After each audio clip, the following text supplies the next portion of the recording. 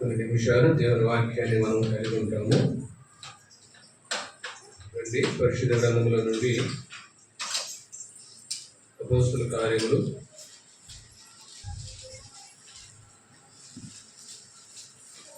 'చాలా జాగ్రత్తగా దేవుని సన్నిధిలో, దేవుని ఇంటిలో మనం కలిగి ఉన్న సమయం చాలా శ్రేష్టమైన సమయాన్ని సద్వినియోగం చేసుకుందాం. అపోస్తల కార్యములు 22వ అధ్యాయం. అపోస్తల కార్యములు 22వ అధ్యాయం. బైబిల్ అందరూ తీయద్దులండి, చదవగలిగిన ఒకళ్ళిద్దరు తీయండి. దేవుని వాక్యం వినండి. 14వ వచనం. అప్పుడు అతడు మన పితరుల దేవుడు తన చిత్తము తెలుసుకొనుటకును ఆ నీతిమంతుని చూచుటకును ఆయన నోటి మాట వినుటకును నిన్ను నియమించి ఉన్నాడు. మరో భాగం చూద్దాం. యోహాను సువార్త 17వ అధ్యాయము. యోహాను సువార్త 17వ అధ్యాయము 14వ వచనం. చదువు గట్టిగా. వారికి నీ వాక్యం ఇచ్చున్నాను, నేను లోక సంబంధిని కానట్టు వారును లోక సంబంధులు కారు గనుక లోకము వారిని ద్వేషించును. వాక్య సాయంకాలకై ప్రవేశిస్తాం. కలుపుసుకో. ప్రభు నాతో మాట్లాడగలరు.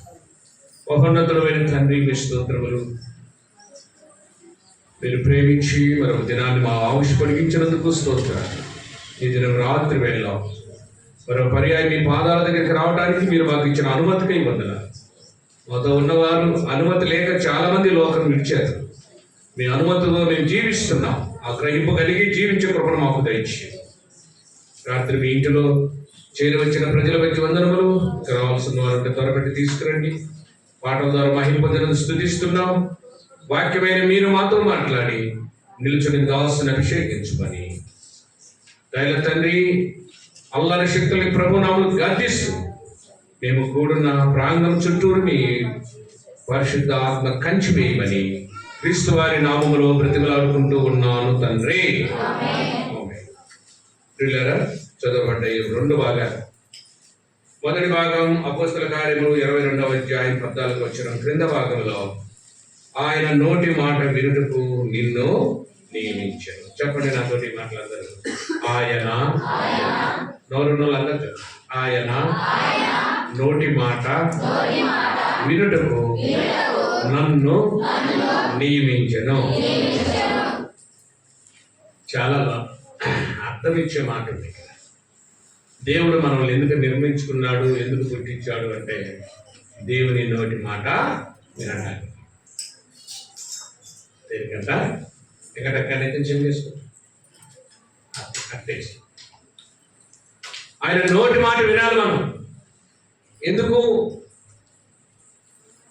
దేవుని నోట్లో ఏముంది? ఆయన నోటి మాట వింటే నీకు వచ్చేది ఏమిటి? ప్రశ్న.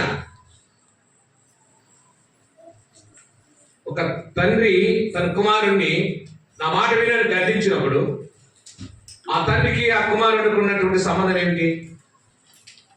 ఆ తండ్రి ఆ కుమారుని గద్దించినప్పుడు ఆ తండ్రి మాట కుమారుడు వింటే కుమారుడికి వచ్చేది ఏంటి? ఏమి లేకుండా తండ్రి ఎందుకు వస్తాడు? ఎందుకు వినమంటాడు? చాలా జాగ్రత్త వినాలి. చూడండి పిల్లలు, అక్కడ చక్కగా వ్రాయబడింది. యోహాను సువార్త 17వ అధ్యాయం 14వ వచనంలో వారికి నీ వాక్యము ఇచ్చి ఉన్నాను. దేవుని నోటి మాట ఏంటి? వాక్యం. వాక్యము అనే మాట ఏంటంటే గద్దింపుతో కూడింది. ఒక వ్యక్తి, సరే మీకు ఇంకా అర్థమైనట్టు చెప్తాను. ఒక చిన్న పిల్లవాడు రోడ్డు మీదకి వెళ్తున్నాడు. ఇక్కడ ఉన్న తల్లి ఏమంటుంది అంటే, చెప్పమ్మా ఏమంటది? పో అనగా ఏమంటది? పరిగెత్తుకుంటూ పోద్ది కదా, అరుచుకుంటూ పోద్ది. ఎందుకు? చెప్పమ్మా ఎందుకు? ఆ బిడ్డ ఏదో ప్రమాదంలో ఆయన నోటి మాటను వింటే బ్రతుకుతామని అర్థం. ఆయన నోటి మాట వింటే నువ్వు సరి చేసుకుంటావని అర్థం. ఆయన నోటి మాట వినకపోతే నువ్వు చెడిపోతావని అర్థం. ఆయన నోటి మాట తిరస్కరిస్తే లోకంలో పాపములు పడిపోయి నరకానికి పోతావని అర్థం. ఆ అర్థాన్ని గ్రహించలేనటువంటి మానవుడు ఈరోజు తప్పిపోయాడు. తెలుసా నీకు? ఆయన నోటి మాట వింటే మానవుడికి శ్రేష్ఠం. తెలుసా నీకు? మేము వినకముందు ఎలా ఉన్నాం తెలుసా? లోకంలో ఆ రోడ్డు మీదకి పోయి దెబ్బలు తగిలించుకున్న పిల్లల్లాగా ఉన్నాం. ఆయన నోటి మాట విన్న తర్వాత తెలుసున్నామంటే శ్రేష్టమైన వారిగా ఉన్నాం. సాక్ష్యమే. చూడండి అక్కడ ఎంత చక్కగా ఉందంటే అపోస్తల కార్యములు లేకపోతే క్షమించాలి యోహాను సువార్త 14వ అధ్యాయం 21వ వచనం. 14వ అధ్యాయం 21వ వచనం. నా ఆజ్ఞలు అంగీకరించి వాటిని గైకొనువాడే. అది వినమా? నా ఆజ్ఞలను ఎవరైతే, నా నోటి మాటకి ఎవరైతే వింటారో, ఆజ్ఞ వెళ్ళొద్దనే ఆజ్ఞ ఎందుకు పోకూడదు అనే తిరస్కారం వల్ల ఉండకూడదు.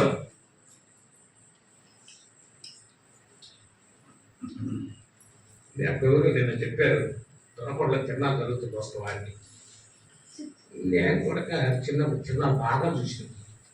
ఎంత దూరం నడిచిపోయామంటే మా ఊరు నుంచి మాదిరిపాలెం దాదాపు 10 కిలోమీటర్, 10 కాదు 12 కిలోమీటర్, అంటే 10 మైళ్ళు నడిచిపోయాం. మునగపాటు నడిచి వచ్చాము. దొరకకుండా తిన్నాల పోదాం అనుకున్నాను నేను రాత్రి.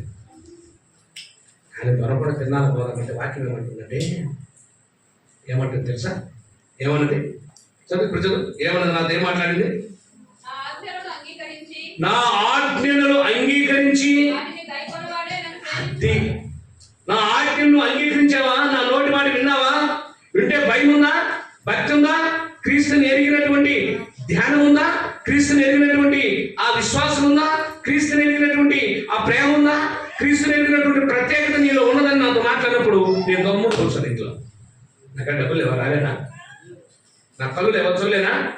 నాకు బట్టలు లేవా? నేను వేసుకొని చూపించడానికి ఊళ్ళో ముక్కు వేసలు లేవా? గొలుసు లేవా? నా అందమంతా లోపల చూపించడానికి తెలియసుకున్నా. నేను ఎట్లా పోతా? నేను ఎవరిని రోజు పోయి పాట పాడేవాడిని. నేను ఏ పాట పాడతాను? నేను అన్నం నేను తీయాలంట అనుకునేవారంటే నువ్వు? నేను అనుకున్నానండి, అనుకున్నాను. నేను అనుకోబట్టే నోరు మూసుకొని ఇంటి దగ్గరికి వచ్చింది. అనుకుంటావా? ఆడిపోయి ఆ చేసి చూసి ఎందుకు నోరు నొప్పి నీకు? ఏంటికి చెప్పు? పలాన్ని నేను చెప్పు. నవ్వుతారు. చిక్కుతో తలంచుకోవాలి. మనం చిక్కుతో తలంచుకోవాలి. ఏం చెప్తావా? కానీ నువ్వు పొద్దునే చదువు మాట. యోహాను సువార్త చదువు. యోహాను సువార్త 17వ అధ్యాయం 24వ వచనం. తండ్రి నేను ఎక్కడ ఉందునో అక్కడ నీవు నాకు అనుగ్రహించిన వారు నాతో కూడా ఉండవలనని కోరుతున్నాడు ప్రభు. తండ్రి నేను ఎక్కడ ఉంటానో నాకు అనుగ్రహించబడ్డారే, నా నోటి మాట విన్నారే, నన్ను గ్రహించారే, నన్ను గౌరవించారే, నన్ను ప్రేమించారే, లోకాన్ని ద్వేషించారే, నేను ఎట్లా పాపాన్ని చూసేది అనుకున్నారే, నేను ఏ విధంగా వీళ్ళకు సహవాసం వాళ్ళతో చేసేదని అనుకున్నారే, అట్టి వారు నేను ఎక్కడుంటే వారు నాతో కూడా అక్కడ. దట్ ఈస్ ఇది క్రైస్తవ జీవితం. తెలుసా నీకు? వాడు క్రైస్తవుడు. ఏకొచ్చేది చేసి దేనికి ఎరిగాను? నేను అన్నానని మీరు బాధపడాల్సిన అవసరం. బైబిల్ చదవండి. ఇక్కడ అంటున్నాడు యేసుప్రభువు వారు, తండ్రి మీరు నాకు అనుగ్రహించారే, నా నోటి మాట విన్నారే, నేను రమ్మంటప్పుడు వచ్చారే, నేను కూర్చున్నప్పుడు కూర్చున్నారే, నేను పాడమన్నప్పుడు పాడారే, ఆ విధంగా మర్యాదగా గౌరవంగా ఉన్నారే, అట్టి వారు నేను ఎక్కడ ఉంటే వారు అక్కడ ఉండాలి. ప్రభువా ఉంటావా? రేపు తండ్రితో ఉండబోతున్నావా? ఉందా నీకు ఆ డెప్త్? ఉందా? ఉంది ప్రభు అని వచ్చేది ఒక్క చెయ్యి ఉంది ప్రభు. నేను చెప్పరాను. 2 చేతులు ఎత్తి హరి చెప్పగలను. చూడండి అక్కడ ఏం రాయబడిందో. కూర్చోండి. యోహాను సువార్త యోహాను సువార్త 14:21. అంగీకరించారట. ఏమా వింటున్నావా? అంగీకరించారు.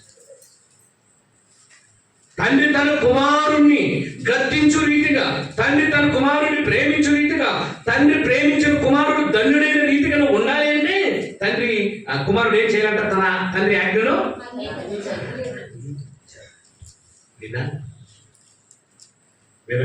వినకుండా చిల్లర వచ్చింది. మీ మధ్యలో చెబుతలేదు, మా మధ్యలో సెల్లు తీసుకురాని తీసుకొస్తే నా దగ్గర పెట్టాలి సెల్లు అని.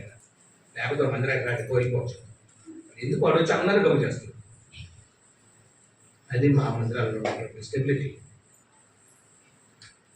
ఇప్పుడు అడిగితే మీ షాపు చెప్పదు ఏం చేసేది ద్వారా మా ఊళ్ళో అయిపోయాయి.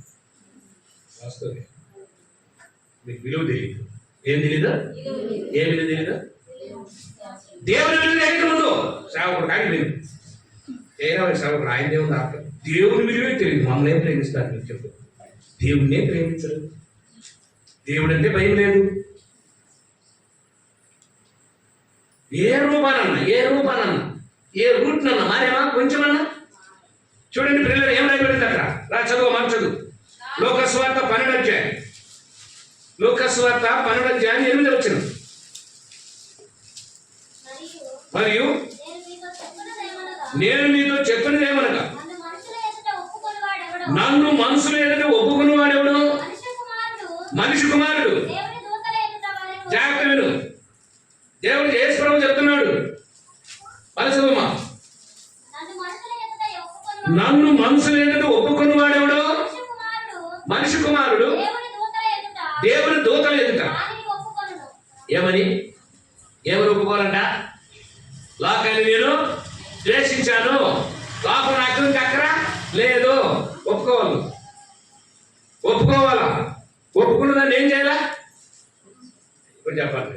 ఒప్పుకున్న దాన్ని ఏం చేయాలమ్మా? విడిచిపెట్టి మళ్ళీ ఇప్పుడు ఏం చేయాలి? అప్పుడప్పుడు తెచ్చుకోవాలా? ఒక చిన్న మాట చెప్తాను మీకు. ఒక వ్యక్తి, బాగా డబ్బున్న వ్యక్తి, ఒక మంచి బిల్డింగ్ కట్టుకున్నాడంట. పెద్ద బిల్డింగ్ కట్టుకొని కొన్ని దినాలకు తను కొంచెం ఇబ్బంది పడసాగి అప్పులు పాలైన తర్వాత ఈ బిల్డింగ్ అమ్ముతా ఉన్నాడంట. అమ్ముతా ఉంటే మీ సేవకులు లాంటి జయరావు గారు నేను కొంటానని చెప్పి వెళ్ళారంట. సరే ఈ పెద్ద మనుషులు అందరూ నాకు వద్దులే, నేను అంత మాత్రం కాదు. సరే ఇప్పుడు వీళ్ళందరూ వచ్చి పెద్ద మనుషులు అందరూ వచ్చారు. వచ్చి అయ్యా ఎంత బిల్డింగ్ అంటే 50 లక్షలు పెట్టానండి, నాకు ఇబ్బంది ఉంది కదా, ఎంతో కొంత అమ్ముతానంటే 25 లక్షలు ఇస్తామని అడిగారంట. అడిగితే ఈ పెద్ద మనుషులు అన్నారంట ఎక్కడో కట్టని అమ్మేశారంట.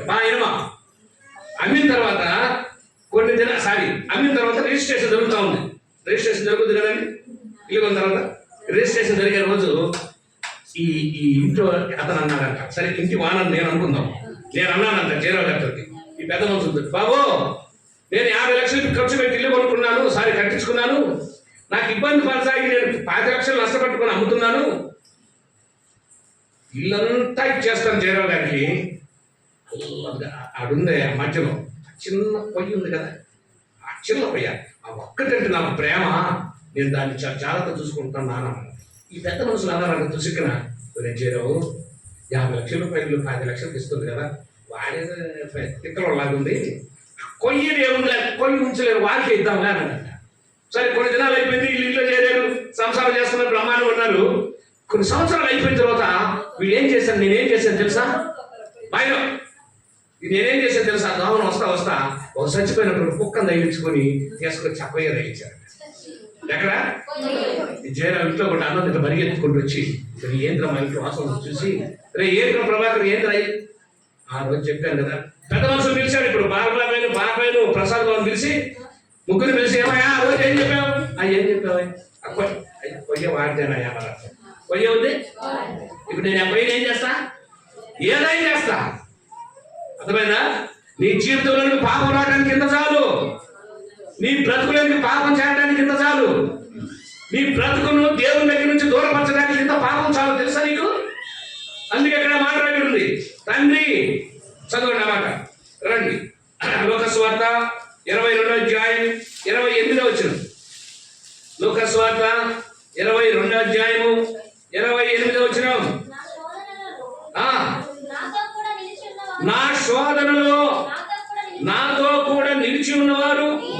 మీరే. కనుక నా తండ్రి నాకు రాజ్యం నియమించినట్లుగా నా రాజ్యంలో నా బల్ల యొక్క అన్నపానములు పుచ్చుకొని సింహాసనం మీద కూర్చుండి ఇశ్రాయేలు 12 గోత్రముల వారికి వీరు తీర్పు తీర్చుటకై ఎవరైతారంట? నువ్వు తండ్రి మాట వింటే, తండ్రి ఆజ్ఞ లోబడితే, తండ్రి మాటను తిరస్కరించుకుంటుంటే, తండ్రి మాటను చెవి పెట్టకుండా ఉంటే, చెవి ఎక్కుంటే ఏం చేస్తారంట? దేవుడు నిన్ను 12 గోత్రం వారికి తీర్పు తీర్చే వ్యక్తులుగా చేస్తాడు.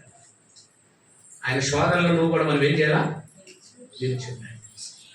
శోధన వస్తుంది, అందరూ భయమైపోతా ఉంటారు. కాకమ్మా జనాలకి నిన్నేమంటది? నీ మనసు ఏమంటది? చూడలేదు కానీ కదా. ఓ పక్క ఏమంటది? వద్దు నెల చేయడం అది ఏమన్నా అంటారేమి. ఓ పక్క రెండోసారి ఏమంటది? కానీ ఒక్క పూటే కదా, సంవత్సరానికి ఒకసారి తినాలి చూద్దామని. శోధన. ఈ శోధన గెలుస్తావో ఓడిపోతావో ఇది నీ ఇష్టం. శోధన అండి అది. శోధిస్తాడు శోధకుడు వచ్చి. అనేకమైన ఆశలు పెడతాడు నీ పైన, అనేకమైన కోరికలు పెడతాడు నీ, అనేకమైన తలపులు చేస్తాడు, అనేకమైనటువంటి ఆలోచనలు తెచ్చిపెట్టి నిన్ను ఏ కాడికి శోధించి దేవుడి నుంచి ఏ విధంగా దూరం చేయాలని చెప్పాడు. శోధకుడు ఏం చేస్తూ ఉంటాడు? నేను గెలుపుతా ఉంటాను. గెలకలేదా? చాలా ఒక చిన్న ప్రశ్న, నేను ఇంకా వాక్యంలోకి వెళ్ళలేదు. మీకు చిన్న ప్రశ్న, మీరు ఏమనుకో మైకా రాత్రి తిన్నాను పోయినా చెప్పారు. నవ్వద్దు, నవ్వేదెందుకు?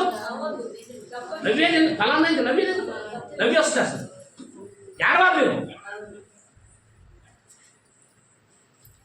సరే వాహనాల్లో చెప్పారు, నేను బాగాలేదు.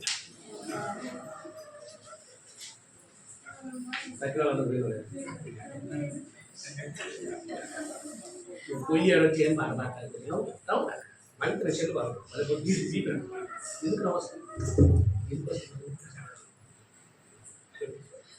ప్రభు ఒక మాట చెప్పారు, నా నామమును అన్ని జనుల మధ్య చెప్పు దూషించబడేవాడు స్నేహితుడు వాడు నన్ను ఏం చేస్తున్నాడు? అవమానపరుస్తున్నాడు. నన్ను నలుగురు ఏం చేస్తున్నాడు? దూషణ చేస్తున్నాడు. ఎవరు నా కళ్యాణ నొక్కున్నాను అన్నాడు. ఎవరు మానాలి? నా కళ్యాణ అసలు మార్చండి. నీ విషయం నన్ను చదవని ఇంటికి వెళ్ళాను, సమయం లేదు. ఎవరన్నా నా కళ్యాణ ఏం పని? యెషయా గ్రంథం 66వ అధ్యాయం 2వ వచనం చదువుతారు. యెషయా గ్రంథం 66వ అధ్యాయం 2వ వచనం. ఎవడు దీనుడై నా నలిగిన హృదయం కలవాడై నా మాట విని వనకాల ప్రభువా వనకాల నువ్వు సర్వశక్తిమంతుడివయ్యా, నన్ను ప్రేమించావు, నన్ను రక్షించావు, నీతో కూడా నేను ఉండడానికి భాగం ఇచ్చావు, నీతో కూడా నేను ఉండాలని విశ్వాసం నాకు దృఢంగా ఇచ్చావు.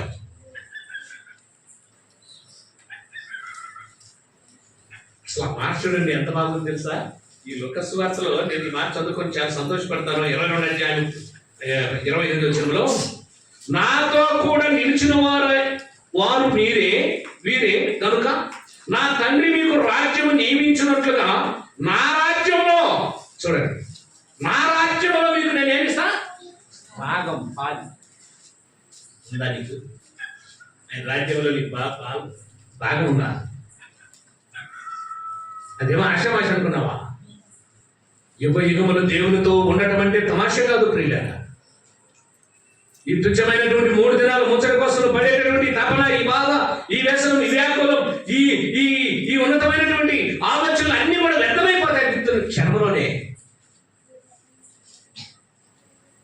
అందుకే ప్రభు ఒక ఒప్పందం చేస్తున్నాడు ఈ వ్యక్తులతోటి. వారు నాతో ఉండాలా? ఏమంట? వారు నాతో ఉండాలి, నేను వారితో. ప్రభు ఆ పాట మాకు సేమ్ గీతంలో ఉంది. నీ తోడ నేను ఉండాలయ్యా, నీవు నాతో ఉండాలని పాడతాడు ఆయన. కాదు, అలాగ ప్రభుతో ఉండాలని ఆశ మనకు ఉండాలంటే మనం ఫస్ట్ ఆఫ్ ఆల్ ఏం చేయాలి? ఆయన మాట మనము. రెండోది ఏం చేయాలా? ఆయన మాటకు మనము భయపడాలి, వనకాలి. అయ్యో నేను ఎట్లా వెళ్తాను, నేను ఏ విధంగా పోయి అన్నిటితో సహవాసం చేయగలను, నేను వాటికి ఎట్లా సాంగత్యం చేస్తాను, నేను వాళ్ళు వేసిన వేషం నేను ఎలా వేయగలండి, నేనేంటి, నా స్థితి ఏంటి? చూడండి ఎట్లుండాలంటే చక్కగా రాయబడిన మాట. రండి కొరింథీయులకు రాసినటువంటి మొదటి పత్రిక 8వ అధ్యాయము 2వ వచనం. మొదటి కొరింథీ 8:2 చదువు అమ్మా.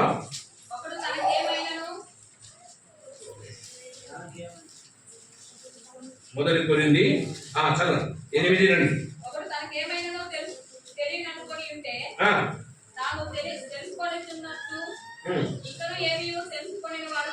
క్షమించాలి, అది కాదు. 23:7-23 మీరు విలువ పెట్టి కొనబడిన వారు కనుక మనుషులకు మనం ఏం కాకూడదంట. మనం ఏమై ఉన్నాం తెలుసండి, చెప్పండి. నీకు ధైర్యం ఉంటే నేను విలువ పెట్టి కొనబడ్డవాడిని చెప్పండి. ఎలా కొన్నాడు మనవా? ఏం విలువ అది? అదే ఓరి నోట్తో మాట్లాడితే సరిపోయింది అనుకున్నారు ఏంటి? ప్రాణం పెట్టేది. ప్రాణం పెట్టకముందు ఏం పెట్టారు తెలుసా నీకు? అవమానాలు, నిందలు, శోధనలు, మరి ఎన్నో బాధలు, ఈడ్చారు, కొట్టారు, కేకరించి ఊడ్చారు, మా వెంట్రుకలు పీకారు, గద్దించారు, ఈడ్చారు. ఇవన్నీ భరిస్తూ రక్తం కాల్చి ప్రాణం పెట్టి విలువ పెట్టి కొనబడ్డ వ్యక్తి అయి ఉండి నువ్వు ఇక్కడ ఉండాల్సిన వ్యక్తి అయ్యండి, రాత్రి ఎక్కడ ఉన్నావు? ఒకసారి ఆలోచించేద్దాం. ఇప్పుడు రండి వాక్యాన్ని. ఇప్పుడు దాకా చెప్పింది మీకు పోతే వాక్యం చెప్తారు రండి. కొరింథీయులకు రాసినటువంటి 2వ పత్రిక 2వ అధ్యాయం. కొరింథీయులకు రాసినటువంటి 2వ పత్రిక 2వ అధ్యాయం 13, 14, 15 వచనాల్లో కొన్ని విషయాలు జాగ్రత్తగా ధ్యానం చేద్దాం. కొన్ని విషయాలు. నా మనసులో నెమ్మది లేక వారి యొక్క సెలవు చిచ్చుకొని అక్కడ నుండి మాసిదోనియకు బయలుదేరితని. జాగ్రత్త వినండి. మా ద్వారా ప్రతి స్థలమందును క్రీస్తును గూర్చిన జ్ఞానము యొక్క సువాసన కనుపరచుచు ఆయన యందు మమ్మల్ని ఎల్లప్పుడూ విజయోత్సవంతో ఊరేగించుతున్న దేవునికి ఎట్లుండాలంట? మనము ఎట్లుండాలంట? నేను జాగ్రత్త చదువుతున్నాను, జాగ్రత్త వినండి. 14 వచనం. మా ద్వారా ప్రతి స్థలమందును క్రీస్తును గుర్చిన జ్ఞానము యొక్క సువాసన. ఏ వాసన? అందరూ చెప్పండి, ఏ వాసన వస్తుందా మన దగ్గర? ఎవరికి వారే ఆ వాసనను ఆగ్రహించుకోవాలి. ప్రభువా నా దగ్గర సువాసన వస్తుందా? ఎక్కడ రావాలి సువాసన? ఎక్కడ రావాలా? మా ప్రభు యేసు నీవే మా సర్వము, మాకెప్పుడు నీతోనే స్నేహము. మా తలుపు మాటల్లో మా చూపు నటకల్లో మేము కూర్చున్నా నిలుచున్నా వీక్షించిన. ఎక్కడ రావాలా? మా తలుపు మాటల్లో, మా చూపుల్లో, మా నడకల్లో, మేము కూర్చున్నప్పుడు, మేము నిలిచినప్పుడు, మేము పండునప్పుడు, మేము త్రాగునప్పుడు, మేము ప్రవహించినప్పుడు, మేము ఎక్కడ ఉన్నా మా ద్వారా ఎవరు రావాలి? నీకు పనికి పోయింది కాడా, ఉద్యోగానికి పోయింది కాడా, అత్తల కాడ, మామల దగ్గర, ఆడబిడ్డల దగ్గర, మధ్య దగ్గర, బావ దగ్గర, తోడికోడల దగ్గర, వాళ్ళ ఇంటి దగ్గర, ఎవరింటి దగ్గర, తోడికోడల అమ్మగారింటి దగ్గర కూడా నేను దిగులు సువాసన రావాలి. ఎంత దూరం పోతే నేను పరలోకం పోయేది. వారికి పాట వారికి అజ్జే పోయి ఇంటికాడ పట్టుకోకూడదు, రక్తం చస్తే నాకానికి పోతాం. దీంట్లో తిరిగేది ఇక. మా ద్వారా ప్రతి స్థలంలో శ్వాస రావాలి. మా ద్వారా ప్రతి స్థలంలో. ఎప్పుడన్నా ఎవరన్నా నీ గురించి ఎక్కడన్నా ఒక మంచి మాట చెప్పారా? విన్నావా? వాళ్ళు వచ్చి నీకు చెప్పారా? మా ఫలానా నీకు గురించి చెప్పారా? ప్రతి స్థలంలో అంట. చూడండి, మంచి చదవమాట, ఒక్కళ్ళు చదవండి. 14 చదవండి. మా ద్వారా ఇక్కడ ఆగండి. ప్రతి స్థలంలో.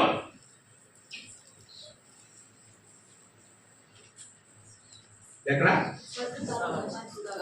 ఇంట్లో కదా? ఇంట్లో కూడా. భర్త దగ్గర కదా, భార్య దగ్గర కదా, బిడ్డల దగ్గర కదా, బంధువుల దగ్గర కదా, తోడు కూడా అందరూ కదా. సువాసన నీ మాట, నీ ఆలోచన, నీ ప్రవర్తన, నీ నడవడిక, నీ విధేయత, నీ విశ్వాసం, నీ డ్రెస్ కోడ్ చూసిన వారు ఒప్పుకోవాలి. ఎస్, ఫలానా అమ్మాయి, ఫలానా అబ్బాయి, ఫలాని విశ్వాసం.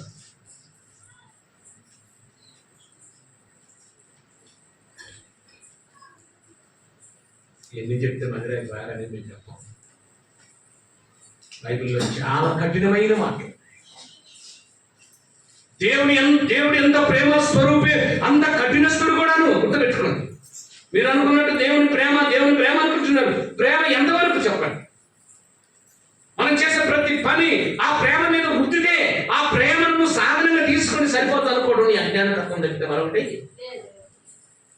అనుకోకూడదు. ప్రతి స్థలములో సువాసన.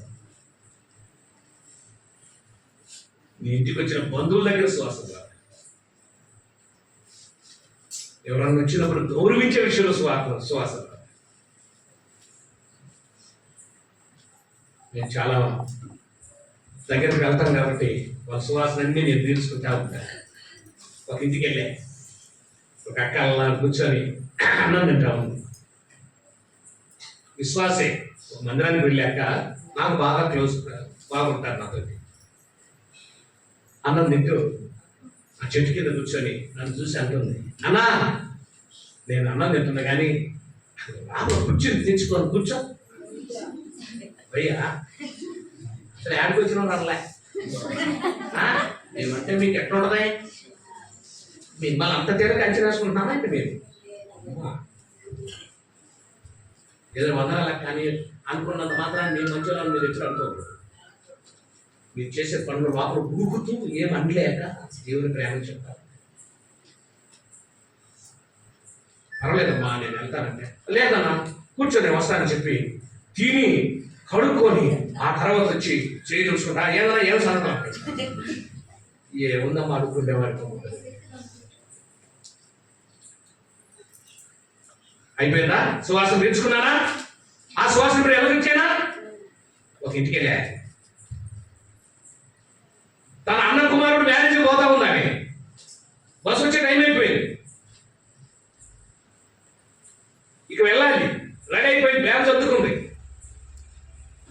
నేను వెళ్ళలేక ఏం చేస్తుంది తెలుసా?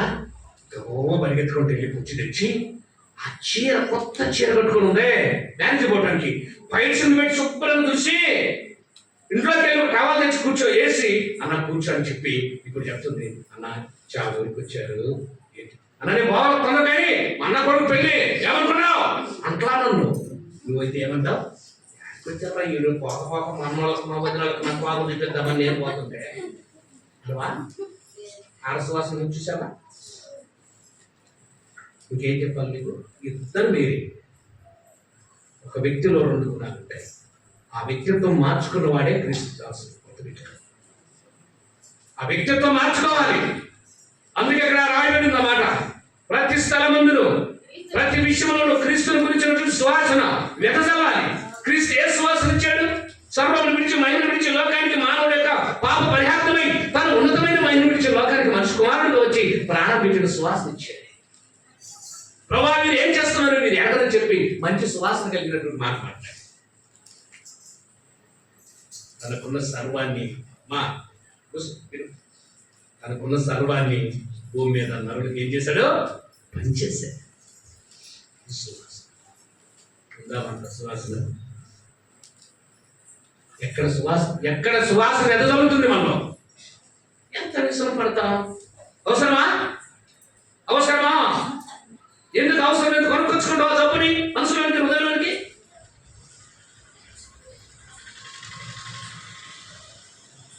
మా మందిరంలో కొంతమంది అంటారు, ఏదన్నా ఉంటే అన్న ముఖం మీద ఉమ్మేస్తారు. దాంట్లో ముఖ మాటమే అక్కర్లేదు. రాగానే మందిరం ఏమి చెప్పాలన్నా చెప్పు, నీకుండా ఏంటి నా పరిగెండి నా ద్వారా నీ ద్వారా దేవుడికి అవమానం దగ్గర ఉండదు.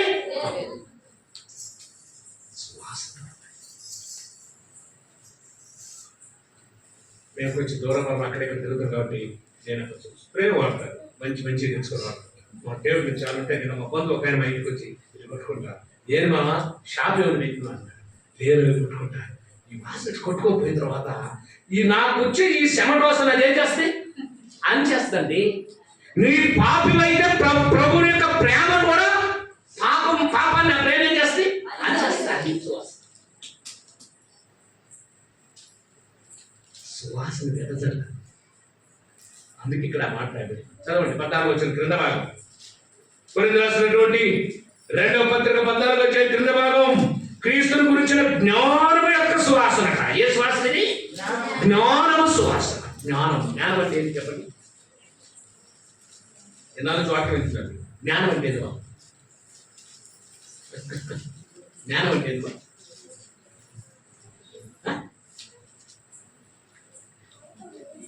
నల్లగొండ గొలుసులు నల్ల మెరుగుపరుచుకుంటా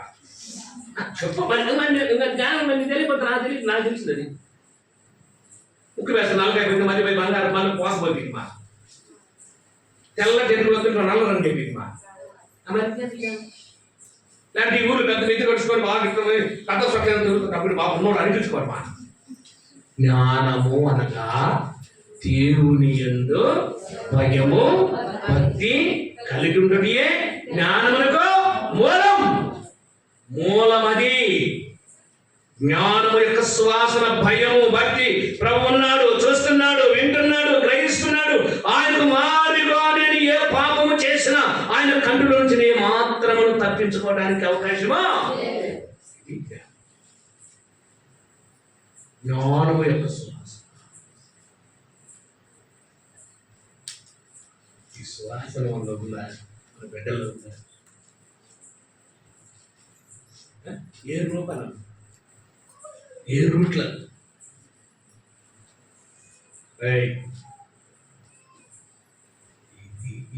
ఈ సువాసన లేకపోతే మీ కంపెనీ అంతా కూడా వేస్ట్. అంతే. పాన్స్ కంపెనీ ఉంది, పౌడర్ కంపెనీ. చిన్నప్పటి నుంచి ఉంది, చాలా కంపెనీలు వచ్చినాయి. కానీ మధ్యలో ఎందుకని? దీని ముందు ఏది కూడా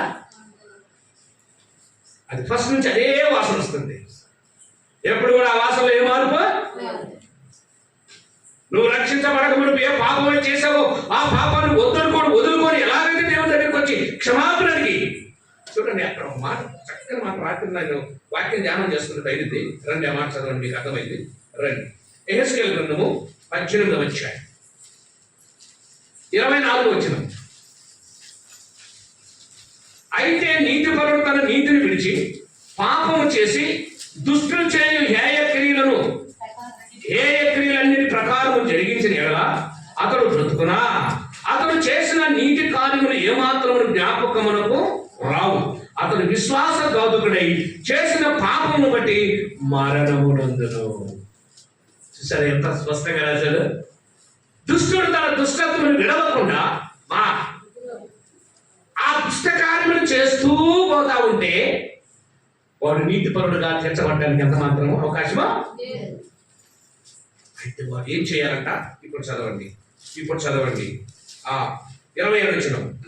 మరియు దుష్టుడు తాను చేయించు వచ్చిన దుష్టత్వము నుండి మరలి చదువు నీతి న్యాయములను జరిగించిన తన ప్రాణమును అవకాశం వచ్చేసింది. ఇప్పుడు ఒక అవకాశం ఇచ్చేసారు. మళ్ళీ బాగా చదువు, మాకు అర్థం కదా. మరియు దుష్టుడు ఎవడు? దుష్టుడు తాను చేయించు వచ్చిన మరలి. ఈ మాట గుర్తుపెట్టుకోవాలి. మరలటమే రక్షణకు. రక్షించబడడానికి మరలినప్పుడు రక్షించబడటానికి అవకాశం. దుష్టుడు మరలి చదవమ్మా. నీతి న్యాయములను జరిగించిన ఎడల రక్షించుకునేది ఎవరిని? అందరూ చెప్పండి, ఎవరైనా రక్షించుకునేది? నీ ప్రాణాన్ని నువ్వే రక్షించుకోవటం. నా ప్రాణాన్ని నేను నీతిమంతున్నైతే నా భార్య ప్రాణం రక్షించబడదు. నువ్వు నీతిమంతురాలు అయితే నీ భర్త ప్రాణం రక్షించబడదు. ఆది ప్రాణం ఆడితే నా ప్రాణము. ఈ బంధువుల నుంచి ఇది పోయిన తర్వాత ఎంత దొల్లి ఇంటిగా ఏడ్చినా సరే ఆ గుండ్రకాల నుంచి అందరూ పరిగెత్తారు, కానీ ఒక్కడ కూడా గుంట్లో పడి నేను ఈ కోసం వస్తానని కూడా ఒక్కడ కూడా లేడు. ఇది గుర్తుపెట్టుకోగలుగుతాం. ఇది ఊరికే నటన. ఈ నటన ముగించిన తర్వాత దుష్టం నుంచి మరలతావో ఇంకా దుష్టక్రియలు చేస్తావో ఈ రాత్రి నీ చేతుల్లో ఉంది. అందుకే అక్కడ మాట రాయబడింది 27వ వచనం క్రింద భాగంలో, మరలి నీతి న్యాయములను జరిగించి దుష్టత్వము నుండి మరలి జరిగించినట్లా తన ప్రాణమును రక్షించుకొను అతడు ఆలోచించుకొని. ఏం చేయాలంట? అందరూ చెప్పండి, ఏం చేయాలా? ఏమనమ్మా ఇప్పుడు చెప్పండి, ఏమని ఆలోచించుకోవాలా? 40 రోజులు నేను ఉపవాసం ఉంటున్నా, నాలో మార్పు రావాలని నువ్వేం చేయాలా? నేను బయట దేశం పాటలు పాడుతున్నా, నా ప్రవర్తన మారిందా లేదని నేను పరీక్షించుకోవాలి. నా జీవితం మార్పు వచ్చిందా అని చెప్పి నేను పరీక్ష చేసుకోవాలి. ఆలోచించుకో. నీ ప్రాణం నీ చేతుల్లోనే, ఎవరికి సంబంధం లేదు. ఇది ఆలోచించుకొని చదువు. తాను చేయించు వచ్చిన అతిక్రమ క్రియలన్నింటినీ చేయక మానను కనుక ఏం చేశాడంటే వాడు?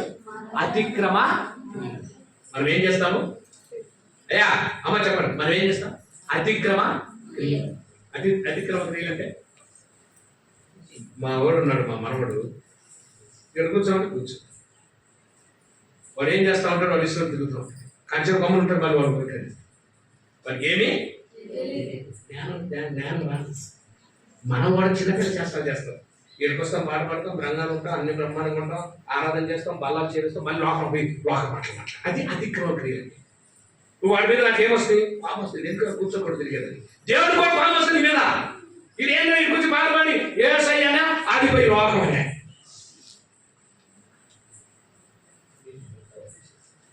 ఇక్కడికి వచ్చేమో ఏసయ్యనా అది పోయి లోకం అనే. ఊరుకుంటాడా? ఇప్పుడు వాడిని ఏం చేస్తాడు? వాళ్ళ అమ్మ ఏం చేస్తారు? ఊరుకుంటా నీకో అప్పుడు కూర్చుంది.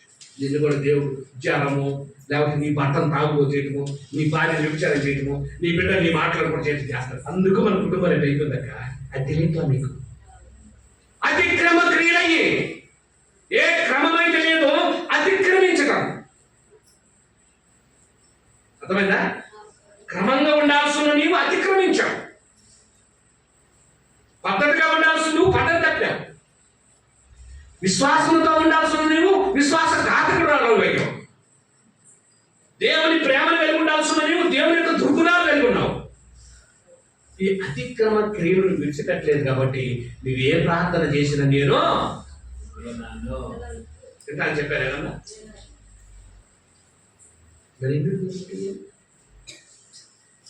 అతి కంచలో మామచలు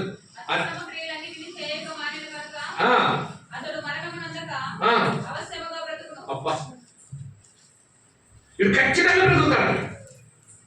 అవశ్యముగా అంటే ఎవరు చెప్పినా విధంగా. ఇప్పుడు ఆమె వచ్చి రికమెండేషన్ చేసి, ప్రభువా మా తోడుగాలు మంచిది కదా, ఆమె శిక్షించని ఏమో చెప్పింది అనుకో, ఒకవేళ నువ్వు కూడా ప్రార్థన పడు, నీ మాట ఉంటాయి. ఆమె చేసే అతిక్రమ క్రియలు మానుకుంది కాబట్టి, తన హృదయంలో రక్షణ అనే కార్యం జరిగింది కాబట్టి, దేవుని అంగీకరించింది కాబట్టి, దేవుని వాక్యానికి లోబడదు కాబట్టి, దేవుని ఆజ్ఞను తిరస్కరించలేదు కాబట్టి, దేవుని ప్రేమించే విషయంలో తను ఎంతో దృఢమైన విశ్వాసం కలిగి ఉన్నది కాబట్టి దేవుడు ఆమెను ఏం చేశాడు? లేకపోతే ఆయన ఏం చేశాడు? ప్రేమించడమో. ఈ ప్రేమ మామూలుగా లేదండి. చూడండి ఎలా ఉంటుందో, చూడండి ఇంకా చదవండి 30వ వచనం. కాబట్టి ఇశ్రాయేలులారా, ఎవని ప్రవర్తన బట్టి వారికి శిక్ష. అందరూ అలా చెప్పండి ఈ మాటలు. ఎవరి ప్రవర్తనను బట్టి వారికి శిక్ష విధించబడును. ఇక్కడ ఏంటి? ఏకవచనమా బహువచనమా? ఏమైనా చదువుకున్న పిల్లలు చెప్పండి. ఏకవచనం బహువచనమా? ఏకవచనం చెప్పలేమా? ఎవరి ప్రవర్తనను బట్టి, వాళ్ళ ప్రవర్తనలా ఎవరి ప్రవర్తనను బట్టి వారికి శిక్ష విధించబడుతుంది. నా ప్రవర్తన సరిగా ఉందా? నా ప్రవర్తన కరెక్ట్గా ఉందా? ఆలోచించుకో. మనం ఏదైనా పని చేసేటప్పుడు ఆలోచిస్తామా లేదా? ఏమా ఎవరో పెడతలేపా బియ్యం చదివేసుకున్నారు కుక్కలు అయితే పోతే అనుకుంటావా? ఆలోచిస్తాను కదా, బియ్యం తింటే కడుపున వస్తుందని చెప్పి పొల లేకపోచ్చుకొని ఏమా ఒక కుండ తెచ్చుకొని 3 రాళ్ళు పెట్టుకొని ఆ పైన నీళ్లు పోసి అందులో బియ్యం పోసి పైన మూత పెట్టి కింద పుల్లలు పెట్టి ఉడకబెట్టుకున్నదాకా ఆగాలి కదా. అప్పుడు కదా నువ్వు ఆలోచించి అన్నం తింటావు. ఇంత బాధ ఎందుకని చెప్పి గొప్ప నిండా బియ్యం తీసుకొని అవుతా ఉంటే నీకు లోపల ఏదైతే చాలా ఆలోచించవా? మరి ఆలోచించాలి కదా. నా ప్రవర్తన ఎలా ఉంది, నా నడవడిక ఎలా ఉంది?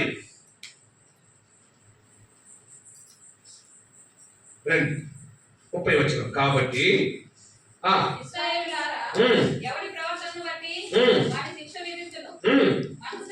మనసు తిప్పుకొని మీ అక్రమములను మీ శిక్షా కారణములను కాకుండాట్లు వాటన్నిటినీ విడిచిపెట్టుడి. ఏం చేయాలంట? అందరూ ఇప్పుడు ఏం చేయాలమ్మా? ఏంటి? ఏ దేవునికి ఏదైతే నువ్వు ఇష్టమైన కార్యం చేస్తున్నావో ఈ భూమి మీద ఏదైనా సరే, అది అందమా, అలంకారమా, ఔశ్వర్యమా, దానమా, ఘనమా, లోకమా, భోగమా, భాగ్యమా, ఏదైతే దేవుడు నీకు వద్దన్నాడో దాన్ని నువ్వు విడిచిపెట్టాడు. నేను విడిచిపెట్టుకున్నాను. వీడి తాగావు, సిగరెట్ తాగావు, పాపం చేసావు, దొంగతనం చేసావు, లోకం అన్నీ చేసావు, విడిచిపెట్టేసావు. వద్దు, అక్కర్లేదు.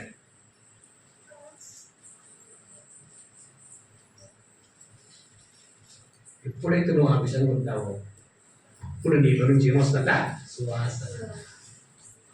ప్రతి స్థలంలో వెదజల్లుతూ ఉంటుంది, ప్రతి స్థలంలో వెదజల్లుతుంది.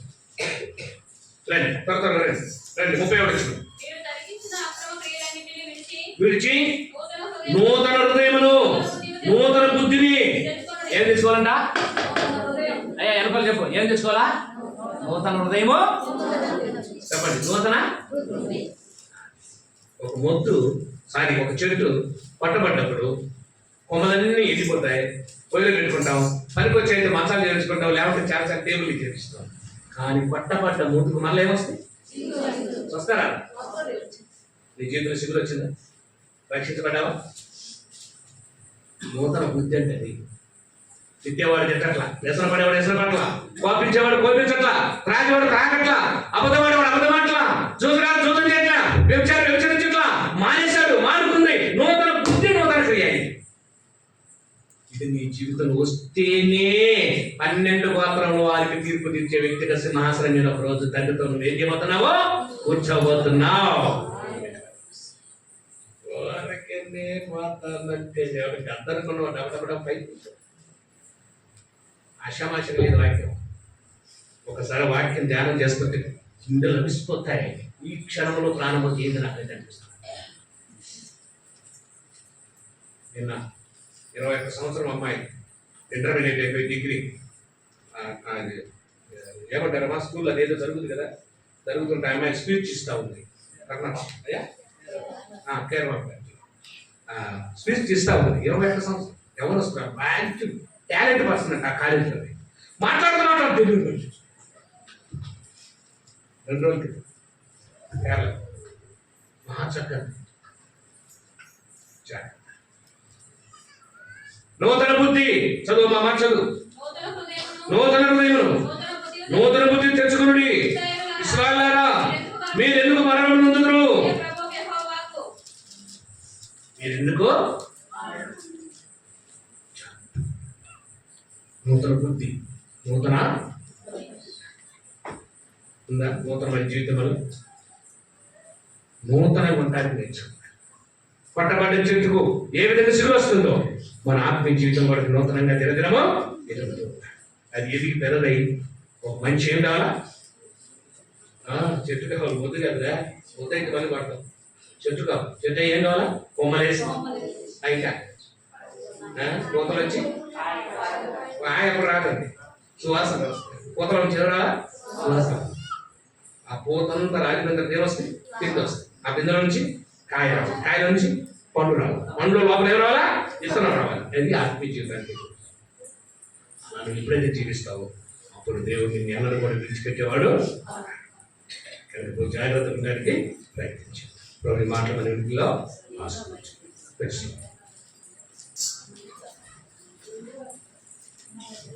ప్రార్థన చేసుకుందాం. దయచేసి దేవుని మాటలు విన్నాం. అందరూ మీ స్థలాల్లో సాగిలపడదాం.